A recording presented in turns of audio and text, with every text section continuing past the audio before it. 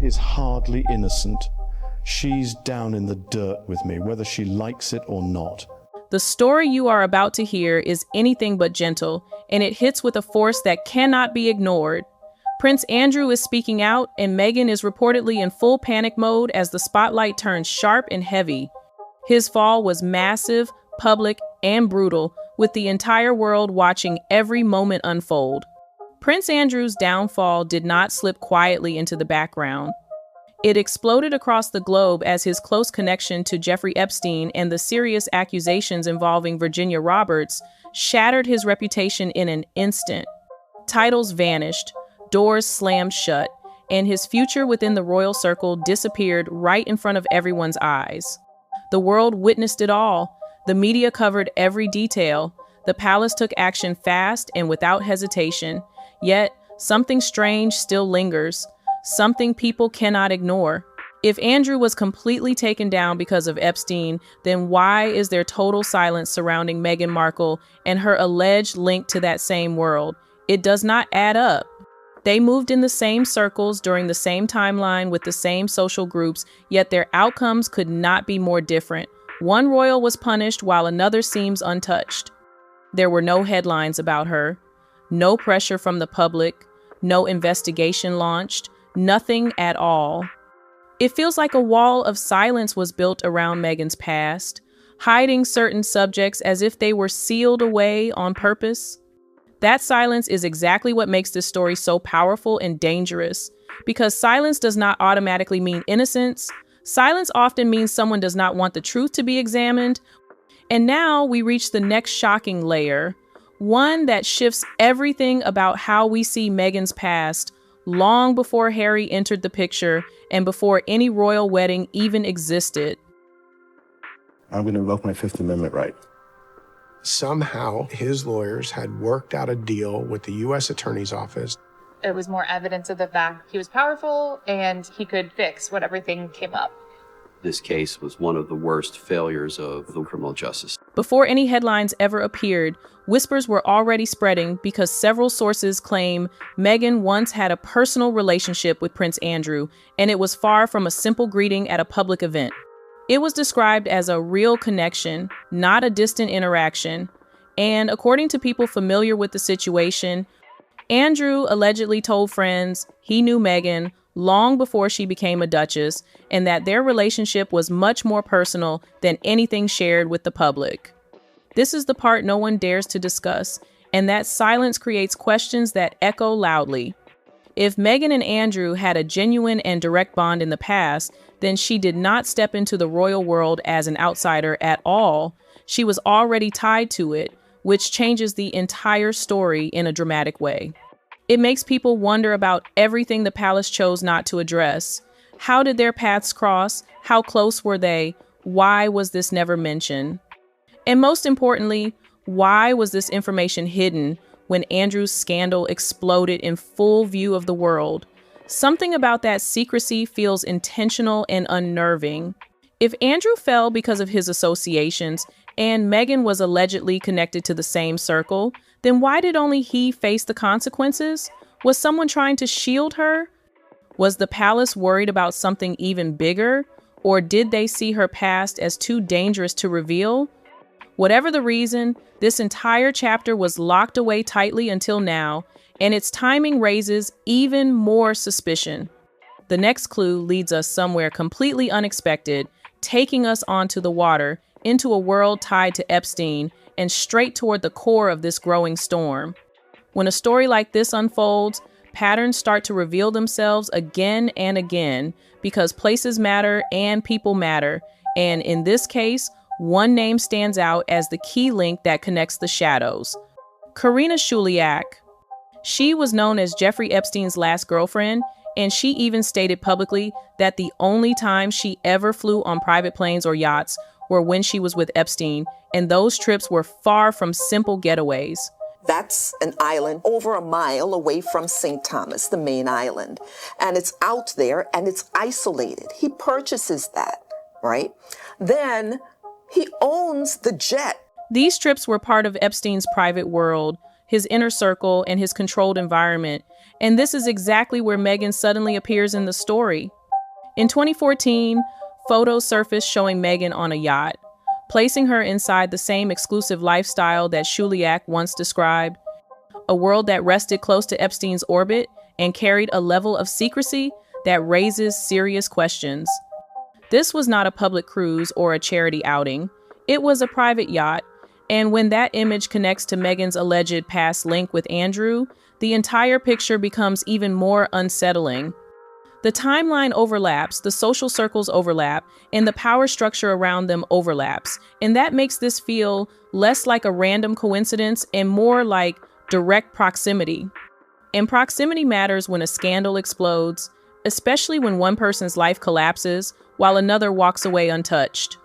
If Andrew was taken down because of his involvement in that world, then Meghan appearing anywhere near that same orbit forces people to ask what she knew and why this part of her past was never brought into the conversation. That yacht photo is more than a simple image. It is a doorway into a chapter of Meghan's life that was never explained, never questioned, and never addressed in public. And that silence is exactly where the deeper story begins. The closer you look, the more obvious it becomes that Meghan was not simply close to the storm. She was standing inside it, whether people realized it or not. As Andrew's scandal erupted, one name remained at the center of the chaos: Virginia Roberts. She was not a commentator or an outsider. She was the woman whose allegations helped bring Andrew's world crashing down with enormous force. And according to claims, Virginia did not just want powerful men examined. She allegedly wanted Meghan Markle called as a witness, not for fame and not because she married Harry, but because the claim says Meghan was viewed as a close past associate of Prince Andrew, and that single phrase carries incredible weight. How do you get off? It's not like a person who's on the island can just say, okay, I'm going to swim to St. Thomas. It suggests that someone believed Meghan was not a stranger to Andrew's private world, and that idea alone changes how this entire story feels. It implies she may have been present, aware, or at least nearby during moments of his life that later faced intense global scrutiny, and that possibility is deeply unsettling. The reasoning behind this alleged request was straightforward. If Meghan truly had a personal connection with Andrew before Harry, then she might have seen things, heard things, or been close to environments that most people only whispered about. And here is the part that makes people pause. If Meghan had absolutely nothing to do with that world, then why was her name even considered as a witness at all? Witnesses are not picked at random. They are chosen because someone thinks they might know something important. Yet, when the legal pressure grew stronger and the storm hit full force, Meghan was never called. Her name vanished. Her connection was never mentioned publicly again. It felt as if that entire chapter of her life was quietly erased, leaving behind a silence that created even more questions. But silence does not erase history. Silence only covers it, and the deeper you look, the more obvious it becomes that Meghan did not suddenly step into royal life out of nowhere. She was already brushing against the edge of elite power long before she met Prince Harry, and that realization pushes the story into its next turning point. The question becomes clear: how did Meghan enter those elite circles to begin with? When she moved to Toronto to film Suits, she was not a global star. She was not royal. She was a working actress with ambition, but without the keys to the world's most powerful networks. Yet everything shifted quickly. According to sources, something major happened after she arrived. Marcus Anderson stepped into her life, a senior figure tied to Soho House, the private and exclusive club known for high-profile members, confidential events, and deep, influential connections. Anderson did not simply meet Meghan. His presence opened doors she had never accessed before. Businessman and convicted child sex offender Jeffrey Epstein. We know Prince Andrew got to know Jeffrey Epstein in 1999. We know that he saw him fairly regularly. He allegedly brought her into his world and introduced her to the highest levels of Toronto society, giving her access to rooms most people never even know exist. Through him, she reportedly met powerful figures, including Jessica Mulroney, and expanded into social circles connected to New York wealth and influence, creating a path that was anything but ordinary. This was not casual socializing. This was calculated positioning. One introduction opened the door to another. One circle led smoothly into the next, and each new connection pulled her closer to powerful networks that reached far beyond Toronto. By the time her name ever entered Harry's world, Meghan had already stepped into elite spaces that brushed against royalty, serious wealth, and, according to earlier claims, even Prince Andrew's orbit. Her rise was not overnight. It was built piece by piece, and the closer she moved toward power, the more her path crossed with names that would later become explosive. But this is where the story turns darker, because sources say Harry was not Meghan's first royal focus. Someone else was already on her radar, someone older, someone deep inside the palace, and someone tied to Epstein's shadowed world, Prince Andrew. Before Harry came into the picture, the claim says Meghan had her sights on Andrew, not as a mentor and not as a casual friend, but allegedly as a romantic and strategic pursuit. This shifts the entire perspective of her journey, suggesting she was not simply floating through elite society. She was aiming upward with precision, choosing her steps, and positioning herself near titles, influence, and royal access. Yet, standing between Meghan and Andrew was Sarah Ferguson, a major force in his life. Fergie was not only Andrew's former wife, she was his gatekeeper, his loyal ally, and someone who protected the boundaries of his royal world. According to the claim, Fergie blocked Meghan from getting close enough to Andrew to advance anything further, and that single barrier forced a dramatic shift in direction. If Meghan could not reach Andrew, she needed a different route into the monarchy, and that need set the stage for everything that followed. Andrew had a relationship of some sort with Virginia Roberts. She is the woman that Prince Andrew's got his arm around in this photo. This was the moment where fate or strategy shifted in a dramatic and unexpected way. Meghan did not expect her path to lead her toward Harry. She did not expect to catch the attention of a prince who was young, popular, and positioned directly in the center of royal life. But when that chance appeared, she took it without hesitation. And once Harry noticed her, she held on tightly. What allegedly began as a plan aimed toward Andrew suddenly transformed into the biggest royal leap anyone had seen in years. Meghan did not simply enter the royal family. She stepped straight into its core, and that single move changed everything for her, for the monarchy, for Harry, and for the secrets now hiding in the shadows. The next part of this story leads us into the fallout, the realization, the cover-up, the mounting threat, and the one truth powerful enough to pull everything apart. When Harry married Meghan, he believed he had found freedom, love, and someone completely separate from the rigid royal system. He felt as if he had escaped the cold palace walls and stepped into a life built on trust and openness.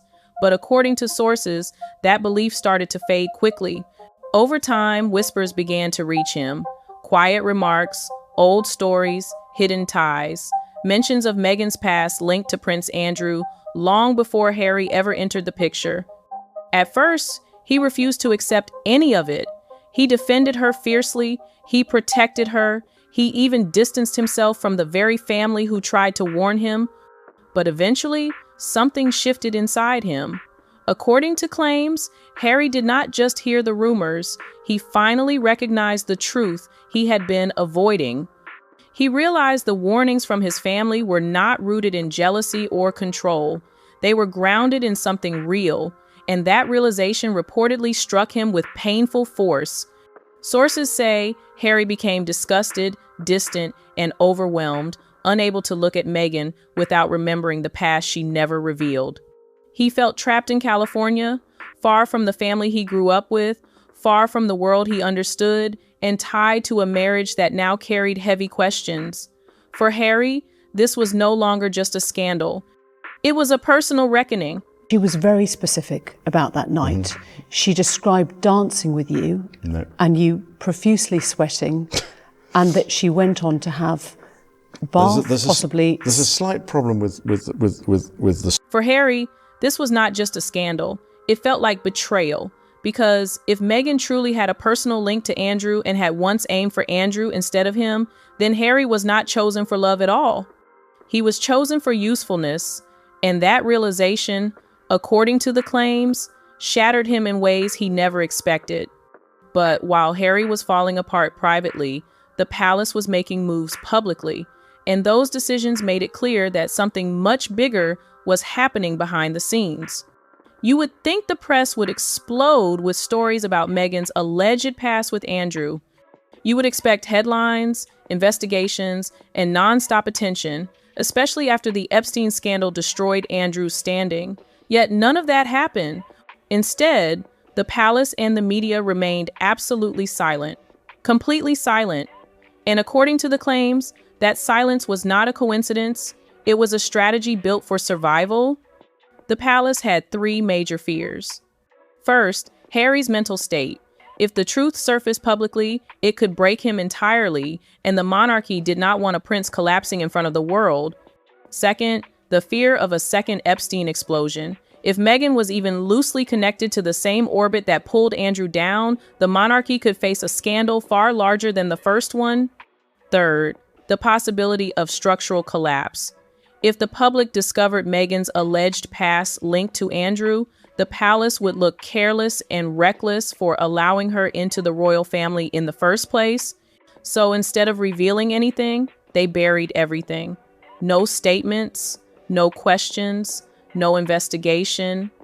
Meghan was shielded not because she was proven innocent, but because exposing her could ignite a fire that might damage the entire monarchy. And while the palace built a strong wall of silence, one figure inside the institution reportedly reached a breaking point. Someone who had nothing left to lose. Prince Andrew. Imagine falling alone. Imagine watching your reputation collapse, your titles taken, and your future erased, all while someone who shared your world, your circles, and according to sources, your alleged personal history walked away untouched. That is the reality Andrew is living with today.